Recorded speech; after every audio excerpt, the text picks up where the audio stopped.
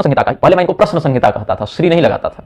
तो प्रश्न संहिता ऐसे मैं कहता था। तो एक दिन स्वामी विद्याभास्कर जी महाराज ने हमको टोका, मार्गदर्शन ही किया। टोका मतलब कुछ गलत देखेंगे तो बोलेंगे, जैसे मेरी भी वृत्ति है, कुछ गलत देखता हूँ तो बोलता हूँ। तो द्वेष बुद्धि से थोड़ी बोलता हूँ, ये कहने के लिए कि हाँ भाई शास्त्र इसमें ऐसा कहते हैं, आप ऐसा चिंतन कर रहे हैं, तो इसके लिए कहता हूँ।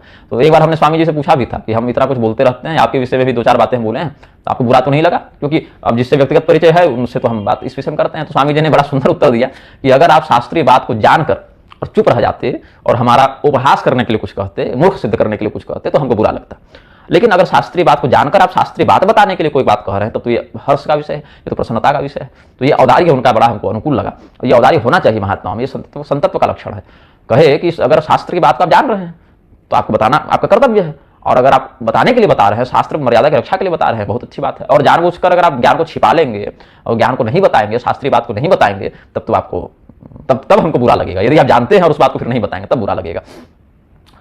ये स्वामी जी ने कहा था। ऐसे भी भगवान ने स्कंद पुराण में कहा ही है कि ज्ञानम संप्राप्य संसारे यह परिभ्यो न यक्षते ज्ञान रूपी हरिश तस्मै प्रसन्न एवं नेक्षते। अगर किसी के पास शास्त्रीय बात का बोध है या ज्ञान है तो चाहिए कि अधिकारी जनों के समक्ष उसका प्रकाशन करे। यदि वह नहीं करता है तो फिर ज्ञान रूपी परमात्मा उससे रुष्ट हो जाते हैं, वह ज्ञान ही उसको ब्रह्मराक्षस बना देता है। तो स्वामी जी ने बताया कि इस ग्रंथ का नाम प्रश्न संहिता नहीं है, इस ग्रंथ का नाम है श्री प्रश्न संहिता, क्योंकि भगवती श्री ने प्रश्न भगवान से किया इस ग्रंथ के विषय में जो बात है। तो अच्छा पढ़े हम भी हैं श्री प्रश्न संहिता में, ये जो नामकरण कहते हैं श्री प्रश्न में शास्त्रम श्रीयो वक्त्रात् व्यासुतम मोक्षदम सर्वशास्त्रार्थ सारमाराधनादिकम। पढ़े हम भी हैं ये बात कि श्री भगवती ने लक्ष्मी देवी ने प्रश्न किया और श्री के वक्त्र के द्वारा भगवान से सुनकर श्री के वक्त्र के द्वारा आगे ऋषि महर्षि जाने, तो इसीलिए मोक्ष देने वाले सर्वशास्त्रार्थ सार को श्री प्रश्न संहिता कहते हैं। पढ़े हम भी है, लेकिन क्या है कि हर बात हर समय दिमाग में रहती नहीं है। जैसे भगवान जो 4 बार अवतार लिए, अब श्रीभाष्य ऐसा तो है नहीं कि स्वामी विद्याभास्कर जी पढ़े नहीं है, या ऐसा नहीं गीता पर श्री रामानुजाचार्य जी का, वेदांत देशिक जी का मत नहीं पढ़े हैं, लेकिन क्या है कि बोलने के समय हर बात हर समय दिमाग में नहीं रहती।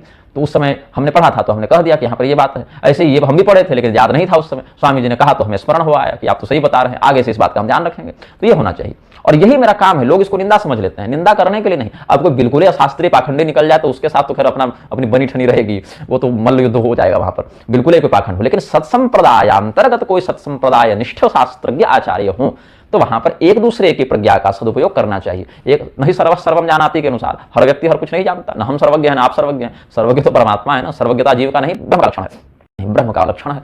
और जीवत्व की स्थिति में जब तक चेतन रहेगा तब तक तो वह सर्वज्ञ हो नहीं सकता। तो सर्वज्ञता का दंभ अगर पाल भी ले कोई तो सर्वज्ञ हो नहीं जाएगा ना। तो इसीलिए चाहिए कि आचार्यों को चाहिए, और मैं भी इसका पालन करता हूं, आचार्यों से भी अपेक्षा करता हूं कि वो पालन करें, कि शास्त्र की जो बात हम नहीं जानते या पढ़ने के बाद भी वो विस्तृत हो रही है, उन बातों को अगर कोई शास्त्रीय दृष्टि से समझाए उसको स्वीकार करना चाहिए। ये शास्त्र निधि है, शास्त्र निधि का संरक्षण तो अनिवार्य है लोक परलोक दोनों की दृष्टि से। तो